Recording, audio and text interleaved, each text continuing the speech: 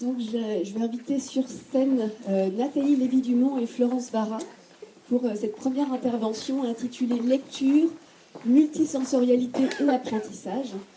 On se disait que pour cette première intervention, c'était important de pouvoir poser les fondamentaux et savoir avec Nathalie pouvoir définir le paysage avant l'arrivée de l'association Les Doigts qui rêvent. Et puis avec Florence, pouvoir asseoir toutes les connaissances scientifiques qu'on a pu découvrir depuis sur l'apport du livre tactile illustré pour les enfants déficients visuels, mais aussi pour tous les enfants. Bonjour à toutes et à tous. D'abord, je remercie l'équipe des Doigts qui rêvent de leur invitation. Je peux me présenter, ça va prendre encore plus de temps. Non. Je suis maître de conférence émérite à l'INSEI. Je vais vous décliner le sigle sur la diapo dans quelques instants. Et comme je vais vous l'expliquer en quelques minutes, je suis l'aventure des Doigts qui rêvent depuis le début. Et j'ai eu la chance de participer à l'anniversaire d'une autre association dédiée à l'éducation des enfants aveugles hier, les 60 ans du GPEA. Et donc je suis là aujourd'hui. Pour moi, c'était impensable de ne pas y être. Et je suis non seulement honorée, mais vraiment très émue, après surtout le discours de Patricia, d'être présente devant vous ce matin. Je vais essayer de ne pas être trop technique et on va parler. Donc moi, je vais d'abord adopter une perspective à la fois historique, grâce au recul que mon grand âge me permet, et pédagogique, grâce tout de même à toutes les observations de jeunes déficients visuels que je fais depuis longtemps. Non, mais je vais le faire. Oui. Non, ça va très bien. Merci. J'ai pas encore besoin de mon AESH. Bientôt. Et je vous parlerai ensuite un tout petit peu de la lecture en braille et je vais vous dire ce que j'ai pensé de l'apport de ce... Il faut que je mette là, près du menton, pardon. Donc ce que le livre apporte à de jeunes lecteurs aveugles dans différents domaines. Excusez-moi.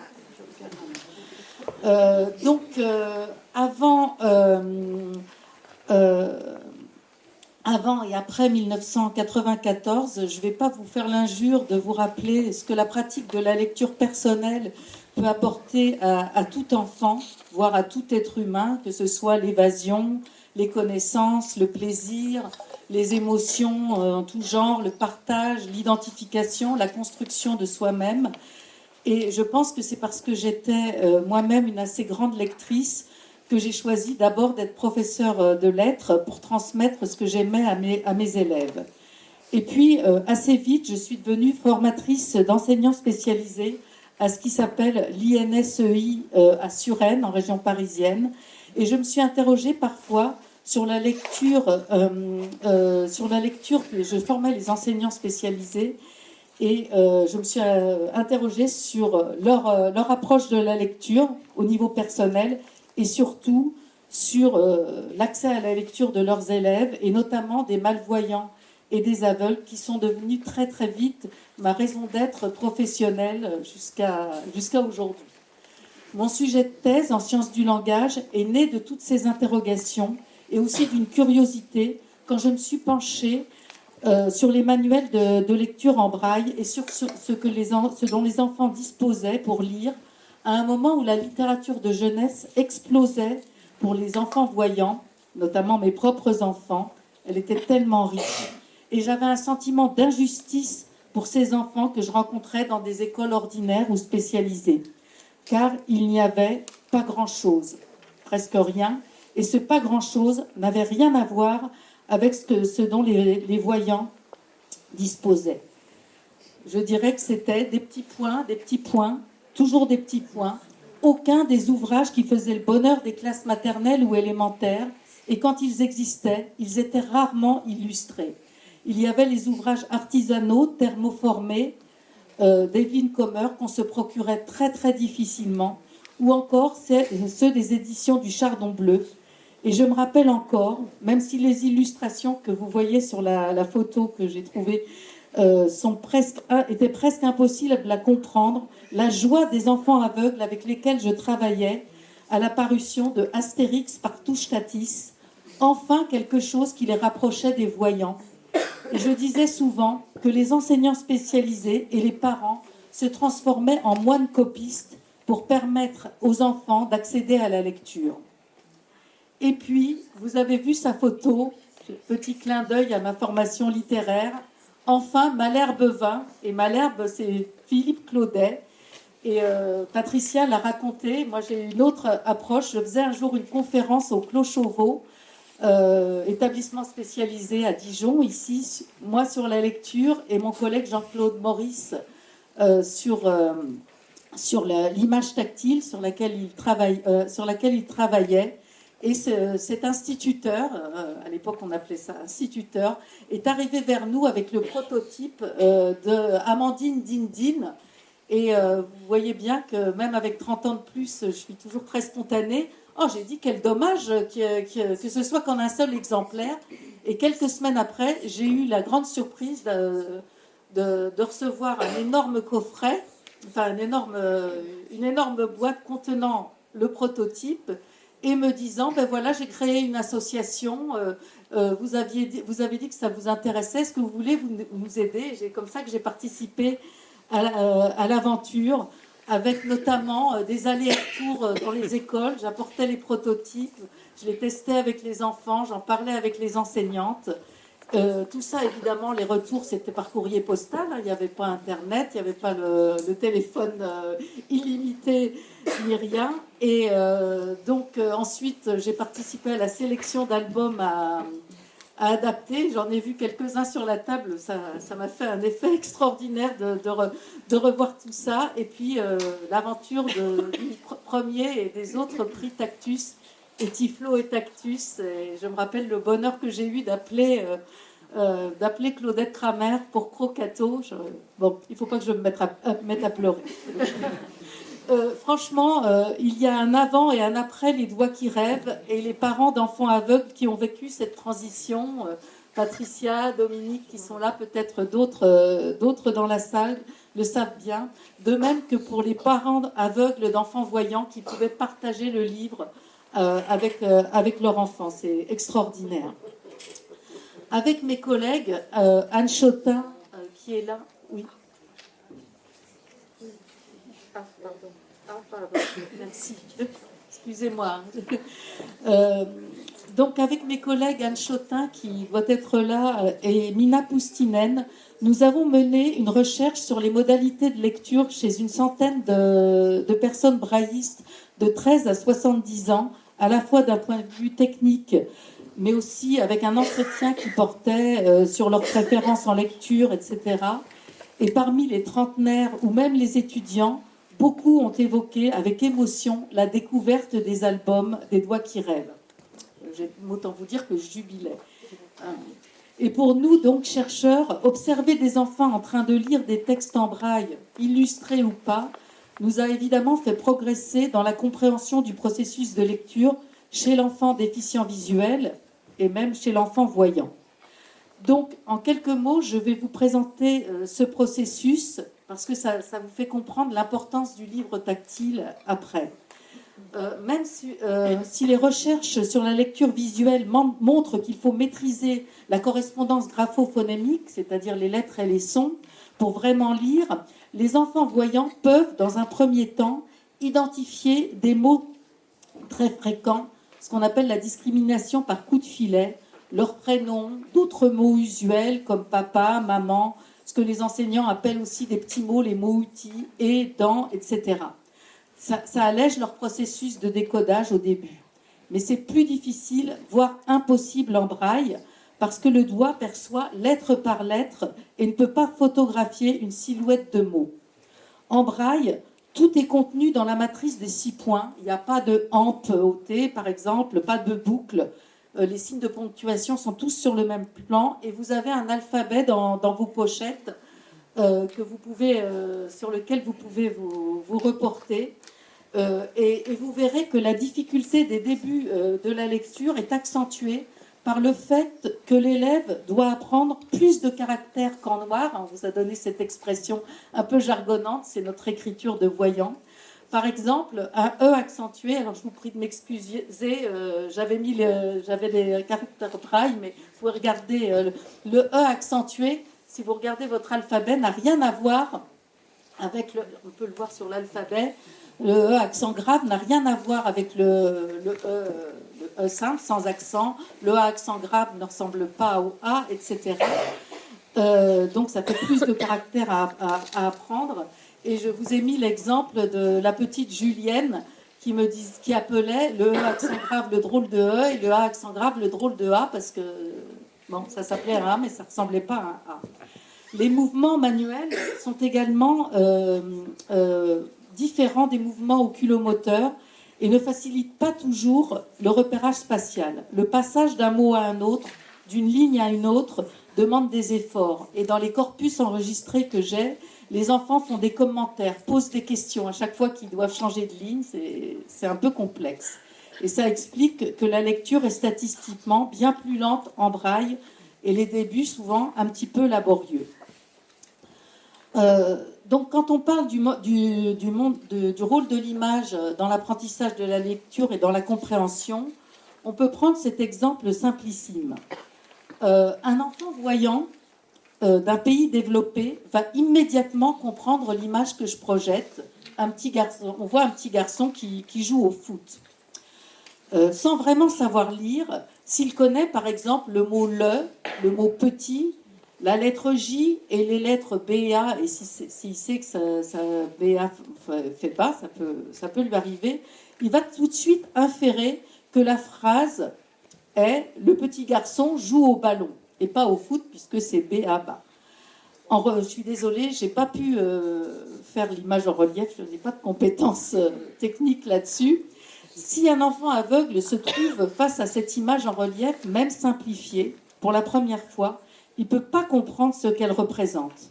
Les enfants aveugles ont beaucoup moins l'occasion de toucher les images et d'autre part, les représentations conventionnelles des voyants ne sont pas celles des aveugles, en particulier celles des aveugles de naissance, qui ne se sont pas constituées un patrimoine visuel avant leur cécité. Et les travaux de Danielle Valente, ici présente, l'ont bien montré. Lors des débuts de l'apprentissage de la lecture, l'image est souvent, pas toujours, une aide à la compréhension et au repérage pour les enfants voyants qui baignent dans un monde d'images fixes ou animées, mais pas pour les enfants aveugles. Le plus souvent, dans mon expérience, c'est le texte qui guide la reconnaissance de l'image et pas l'inverse. Et comme pour la lecture de mots, l'enfant découvre l'image tactile pour la première fois. Il va en découvrir les parties et ensuite il doit la reconstituer mentalement pour que ça fasse sens. Et donc la lecture de l'image fait l'objet d'un enseignement ou pour les tout petits, au moins d'un guidage, et ça leur demande beaucoup de concentration et d'énergie cognitive. Par ailleurs, le braille ne fait pas partie de l'environnement de l'enfant. On ne le trouve pas, on ne trouve pas de livre en braille au supermarché, à la gare, en librairie. Et en général, l'enfant aveugle vit dans un environnement de voyants et n'a pas l'occasion de se familiariser, de façon incidente avec le braille qu'il ne peut pas percevoir à distance. Si vous avez des enfants en quand ils sont petits, ils commencent à pointer qu'est-ce qui est écrit, etc. Les plaques de rue, les enseignes, etc. Un enfant aveugle ou même malvoyant ne peut pas faire ça. Donc, disposer d'un livre avec des images tactiles va permettre à l'enfant de se familiariser avec l'écrit, de se repérer aussi dans le texte. Et ce n'est pas contradictoire, je pense, avec ce que je viens de dire. L'enfant non lecteur à qui on aura lu une histoire illustrée peut ensuite, comme un voyant, se la remémorer à l'aide des images, se repérer à l'aide des textures et des formes, faire parler les images plus facilement qu'avec uniquement des points braille. J'ai vu des jeunes enfants connaître par cœur les livres des doigts qui rêvent ou de Mes mains en or et faire semblant de les lire à leurs voisins tout en commentant les images, exactement comme des petits voyants. Et au niveau technique, toucher des formes et des matières diverses permettent aux enfants d'affiner leur perception tactile, pas seulement pour lire, bien entendu, pour toutes leurs activités de vie quotidienne.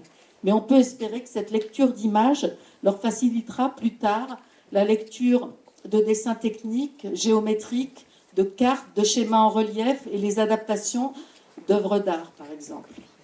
Au niveau des connaissances, verbaliser les images des albums permet aussi, d'une part, d'acquérir un vocabulaire plus riche et plus précis, et on sait que le langage est un des moyens de compensation les plus puissants pour les personnes aveugles, mais aussi de comprendre la façon dont les voyants représentent le réel et, dans une certaine mesure, les usages qu'ils font des images. Je me souviens de Jonas qui lisait avec moi La belle histoire du prince de Motordu, transcrit en braille, sans illustration. C'est ce que j'ai sur l'image ici. Je lui décrivais chaque illustration, c'est-à-dire le prince qui vivait dans un chapeau, le troupeau de boutons, etc., qu'on voit sur la couverture du livre que j'ai sur la diapo. Au bout d'un moment, il s'arrêtait à chaque phrase et me demandait « Qu'est-ce qui est dessiné ?» Et j'ai dû lui expliquer qu'il n'y avait pas nécessairement dans les livres en noir des illustrations après chaque phrase. Et même si l'image tactile est difficile à décoder, elle a pourtant de nombreux intérêts pour les apprentissages, qu'ils soient intellectuels ou sociaux. Et je parlerai d'un rôle motivationnel en premier de l'image. Nazia, par exemple, en situation inclusive, ne voulait pas apprendre à lire en braille. Elle finit par me dire « J'aime pas les livres avec des points ». J'étais mal partie. Je ne suis parvenue à la motiver qu'en lui apportant des images en relief et en la poussant, et des livres tactiles, et en la poussant à lire leurs légendes. Et ce n'est pas le cas de tous les enfants, car le même Jonas m'a déclaré un jour, quand il était déjà en CE2, « Oh, mais c'est bien les livres que tu me montres, les livres des doigts qui rêvent, mais moi, je préfère me dessiner dans la tête. » Imaginez ce qu'il lisait quand on parlait des illustrations donc d'un livre des doigts qui rêvent. Et comme le braille prend vraiment beaucoup de place, commencer un livre sans illustration pour un débutant ou un petit lecteur apparaît souvent comme une chose un peu décourageante. Beaucoup d'élèves que j'ai enregistrés, quand je leur donnais à lire un court roman, tel qu'une belle histoire, qu'on appelait avant les belles histoires de Pomme d'Api, soupesaient le livre et demandaient « Il y a combien de pages? Est-ce que c'est long ?» Souvent, ils étaient impressionnés par cette masse de points. Et que le livre comporte autre chose permet une sorte de respiration, de même qu'une illustration musicale peut être bienvenue ou sonore dans un livre audio dont Sophie est spécialiste. Et les éditeurs de livres jeunesse ont d'ailleurs compris ce besoin des enfants. Ils insèrent les illustrations même dans les livres deuxième lecture et au-delà. Récemment, dans une émission de France Culture, Alice Fagard, autrice d'un excellent roman jeunesse, très bien aussi d'ailleurs pour les adultes, je vous le recommande, La maîtresse a de la moustache, je vous ai mis la couverture, à qui on demandait « Mais pourquoi avez-vous choisi de mettre des illustrations dans votre petit roman ?» Répond tout simplement que son éditeur, en deuxième lecture, illustre tous les romans, et c'est le cas de beaucoup d'éditeurs, y compris d'ailleurs dans certaines collections pour adultes maintenant. On pense aussi aux romans, aux récits graphiques qui sont vraiment équilibrés entre le texte et les illustrations. Et dans le même ordre d'idées, les livres illustrés en braille, en tactile, sont pour moi facteurs d'inclusion, voire moteurs d'inclusion. J'ai eu plusieurs fois l'occasion de voir des jeunes enfants interagir autour de l'histoire et des illustrations avec le spectacle très émouvant d'un élève de maternelle guidant les mains de son camarade non-voyant sur une image, ou encore, après une description par des élèves voyants de CP d'une image visuelle montrant un petit lapin enfournant une tarte, les questions de l'enfant aveugle. Un gâteau, ils avaient dit on met un gâteau au four. Un gâteau? Quel gâteau? Mais de quelle couleur est la tarte? Elle est à quoi? Au passage, cet épisode montre que la présence d'un enfant aveugle dans une classe oblige ses camarades à beaucoup de précision dans leur langage, et les personnes ici qui sont médiatrices culturelles dans les musées l'ont sûrement remarqué. J'ai eu l'occasion de participer à des visites de musées avec des classes incluant des enfants aveugles. Lors d'un cycle de visites au musée d'Orsay à Paris, la médiatrice demandait aux enfants de lui rappeler ce que représentait le plafond au-dessus d'eux qu'ils avaient vu la semaine précédente Et l'élève qui a pu le mieux restituer la scène du plafond d'Apollon était l'élève aveugle. On pourrait parler ici de verbalisme, puisqu'il ne voyait pas la scène, mais je pense aussi, comme Jonas, qu'il se la dessinait dans la tête. Le fait que les livres soient beaux, colorés, en un mot attrayants, vous les avez vus, fait que les voyants, justement, sont attirés par les livres tactiles. On le voit dans les salons du livre, même chez les adultes. Ils suscitent de l'intérêt pour le tactile, alors que le toucher est très peu valorisé dans notre société. Ils contribuent donc, à mon sens, à le mettre en valeur, ainsi que le braille. Ces livres peuvent être moteurs de l'inclusion, et je les ai vus utilisés dans des écoles, même sans présence d'enfants aveugles, avec des enseignants proposant ensuite la création de livres tactiles. Je vois parfois passer sur les réseaux sociaux le fait que des classes de collège viennent visiter l'atelier des doigts qui rêvent. Et je pense que vous contribuez par là à une société plus inclusive. Donc, en conclusion, je dirais que ce que l'UNESCO appelle aujourd'hui la famine de livres existe toujours, mais dans une moindre proportion, heureusement. Le livre en braille est bien moins facile à trouver que le livre en noir, notamment pour les parents les plus éloignés de la culture. Le rôle des enseignants et de vous-même, bibliothécaires et médiateurs culturels, est donc crucial. D'autant plus à une époque où les élèves braillistes, et c'est heureux, sont inclus avec des voyants et ne peuvent pas partager leur mode spécifique de lecture avec eux dans les petites classes, et ça pourrait conduire à les marginaliser. À présent, les livres et les bibliothèques numériques existent. La loi Dafti et le traité de Marrakech sur l'exception culturelle permettent d'accélérer les processus de transcription, d'autant plus avec l'informatique.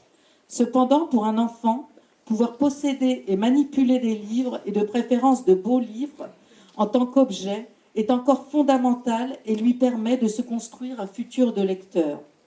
Lors de la recherche braille dont je vous parlais au début, nous avons posé à nos interlocuteurs la question de leur support préféré. Livre en braille, livre audio, livre sur papier, livre numérique. Tous ont répondu « je prends ce que je trouve ».